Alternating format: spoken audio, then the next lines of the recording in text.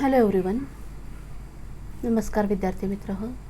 आज आपण विषयावर चर्चा करणार आहोत ते म्हणजे the sale of good act 1930 म्हणजेच माल विक्रीचा कायदा 1930. बिझनेस रेग्युलेटरी फ्रेमवर्क किंवा व्यवसाय नियमन विषयक कायदे यामध्ये हा कायदा खूप महत्त्वाचा आहे. यामध्ये भारतीय करारांचा कायदा आणि त्यामध्ये करार किंवा कॉन्ट्रॅक्ट ॲग्रीमेंट म्हणजे काय हे आपण पाहिलेले आहे. परंतु सेल ऑफ गुड ॲक्ट 1930 यामध्ये हा जो स्पेशल कॉन्ट्रॅक्ट आहे, कॉन्ट्रॅक्ट ऑफ सेल, म्हणजेच हा जो सेल आहे आणि जे गुड्स आहेत ते मुवेबल प्रॉपर्टीच्या संदर्भातले आहे. What is movable property? म्हणजेच हस्तांतरित होणारी प्रॉपर्टी. ही एका ठिकाणावरून दुसऱ्या ठिकाणी आपण जेव्हा मूव्ह करतो किंवा ट्रान्सफर करतो अशा वेळी अशा प्रॉपर्टीला मुवेबल प्रॉपर्टी असं म्हटलं जातं. कॉन्ट्रॅक्ट और agreement related to the sale of goods are govern under the sale of goods act 1930. हा कायदा 1 जुलै 1930 साली भारतामध्ये अंमलात आला. आता यामध्ये काही महत्त्वाच्या डेफिनेशन्स आपल्याला पाहायला मिळतात. त्यामध्ये what is seller, buyer, goods आणि प्राईस. म्हणजे विक्रेता कोण आहे, खरेदीदार कोण आहे, माल म्हणजे काय आणि त्याची किंमत म्हणजे काय, अशा वेगवेगळ्या डेफिनेशन ह्या या ठिकाणी आपल्याला दिलेल्या पाहायला मिळतात. आता आपण डिटेलमध्ये पाहूया. The sale of good act किंवा the sale of goods act deals with the sale of goods and contract of sale of goods is a contract whereby the seller transfers or agrees to transfer the property in goods to the buyer for a price. म्हणजेच ज्या वेळेला विक्रेता खरेदीदाराला किंवा seller बायरला काही किंमत घेऊन मालाची विक्री करतो अशा वेळेला त्या व्यवहाराला contract of sale of goods असं म्हटलं जातं. कॉन्ट्रॅक्ट ऑफ सेल म्हणजे काय? तर contract of sale is a generic term which includes both a sale as well as an agreement to sale. म्हणजेच ज्या वेळेला मालाची खरेदी विक्री केली जाते अशा वेळेला कधीकधी खरेदीदार आणि विक्रेता म्हणजे बायर आणि सेलर यामध्ये ॲग्रीमेंट होऊ शकतो की समजा 50,000 रुपीज हे पे करायचे आहे आणि त्या बदल्यात माल विकत घ्यायचा आहे. ज्या वेळेला 25,000 रुपये हे दिले जातात आणि हा अमाऊंट ही पेंडिंग ठेवली जाते देण्यासाठी. त्यावेळेला तिथं त्यांच्यामध्ये करार होतो की एवढ्या दिवसानंतर मी हे पैसे आपल्याला दिल्यानंतर आपण मला आपला माल परत करावा. अशा वेळेला अशा प्रकारचे हे ॲग्रीमेंट या ठिकाणी होऊ शकतात. म्हणजेच कॉन्ट्रॅक्ट ऑफ सेलमध्ये ॲग्रीमेंट ऑफ सेल देखील असू शकतो.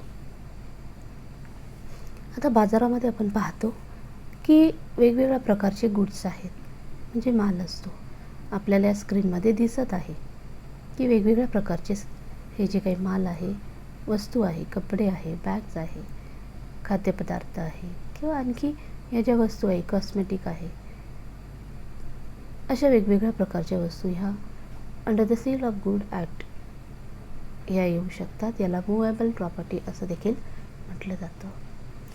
आपण पाहतो, आपण दुकानात जातो किंवा मॉलमध्ये जातो तर या ठिकाणी आपल्याला पाहायला मिळेल की हा जो माल आहे याला गुड्स असं म्हटलं जातं.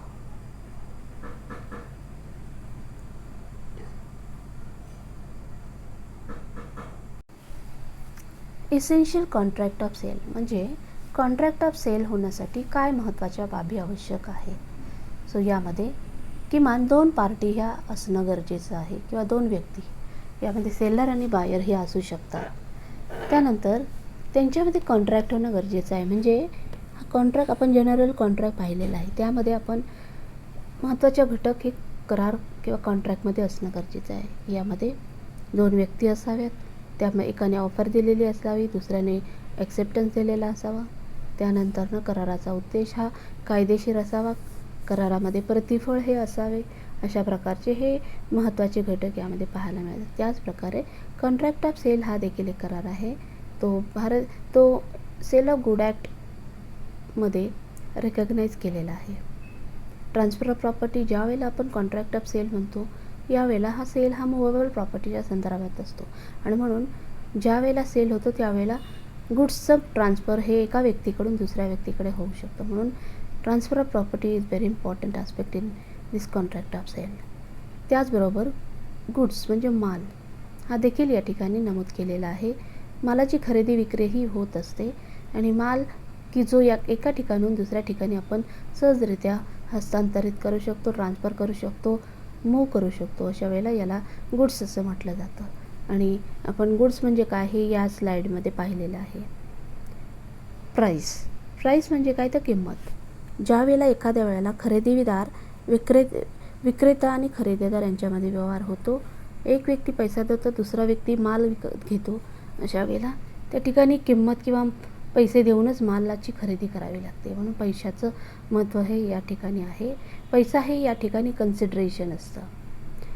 तसेच नो फॉर्मॅलिटीज आपण पाहतो ज्या वेळेला व्यक्ती वस्तूंची खरेदी करतो त्यावेळेला कुठला बॉन्ड किंवा कुठला करार किंवा लेखी करार असं करून द्यावं लागत नाही. तर हा सहज व्यवहार आहे. कसा व्यवहार आहे तर ज्या वेळेला खरेदीदार विक्रेत्याला पैसे देतो आणि विक्रेत्याकडून खरेदीदार माल विकत घेतो, अशा वेळेला हा करार इथे पूर्ण होतो. पण त्याचबरोबर विक्रेत्यानं खरेदीदाराला जर पावती दिली मालाची तर ती देखील एक व्हॅलिड कॉन्ट्रॅक्ट म्हणून ठरलं जातं. म्हणून other formalities are not required over here. There is another thing, there is difference between sale and agreement to sale. Sale is complete sale म्हणजे पूर्णपणे मालाचे हस्तांतरण आणि ॲग्रीमेंट टू सेल ज्यामध्ये काही टर्म्स अँड कंडिशन घालून अर्धा व्यवहार पूर्ण केला जातो आणि त्यानंतर अर्धा व्यवहार हा अर्धे पैसे किंवा जे काही ठरलेलं आहे ते पूर्ण केल्यानंतर त्यांच्यामध्ये ॲग्रीमेंट टू सेल हा पूर्ण होऊ शकतो. आपण इथे थोडक्यात पाहूयात what is the difference between sale and agreement to sale. So first is about nature of contract. So in sale this is current selling contract executed. मी आत्ताच आपल्याला सांगितल्यानुसार हे पूर्ण झालेला करार आहे. ॲग्रीमेंट टू सेलमध्ये this is the agreement to sale the goods in future म्हणजे की भविष्यामध्ये अर्धा व्यवहार झालेला आहे परंतु भविष्यामध्ये मालाचा खरेदी विक्रीचा व्यवहार हा पूर्ण होऊ शकतो. दुसरा पॉईंट ट्रान्सफर ऑफ ओनरशिप. यामध्ये सेलमध्ये ज्या वेळेला वस्तूचा सेल होतो, पूर्ण विक्री होती, अशा वेळेला त्या मालाची मालकी किंवा मालकी हक्क हा पूर्णपणे दुसऱ्या व्यक्तीकडे जातो.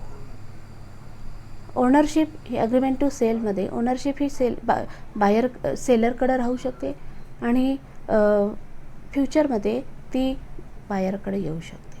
So ownership of the goods will be transferred in future in certain circumstances. Third, transfer of risk. आता ज्या वेळेला मालाची विक्री होते त्यावेळेला मालाची रिस्कवर ही त्या